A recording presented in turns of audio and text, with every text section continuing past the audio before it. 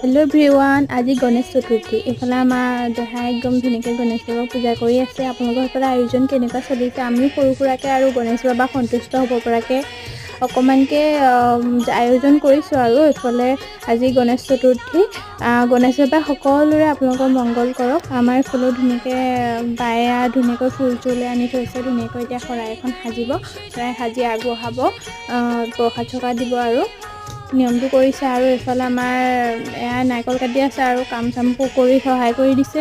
এইফালে আজি ৰ'দটো ইমান বেছি নহয়, গম মানে কি ক'ব আৰু ৰ'দটো বেছি হ'লেওতো আৰু কৰিবলগীয়াখিনি কৰিবই লাগিব। এইফালে প্ৰসাদ বাই ধুনীয়াকৈ সজাই আছে আগবঢ়াবলৈ, যিহেতু আগবঢ়াব। আৰু ধুনীয়াকৈ প্ৰসাদ চসাদ কল চল দিয়ে। আমাৰ এইফালে এনেকৈ সজাই লৈছে ধুনীয়াকৈ, জাষ্ট নিয়মটো কৰিছে আৰু এইফালে ধুনীয়াকৈ সজাই বজাই লৈছে আৰু তাত এতিয়া আগবঢ়াব। ইয়াত এতিয়া ধুনীয়াকৈ আগবঢ়াই পূজা কৰিলে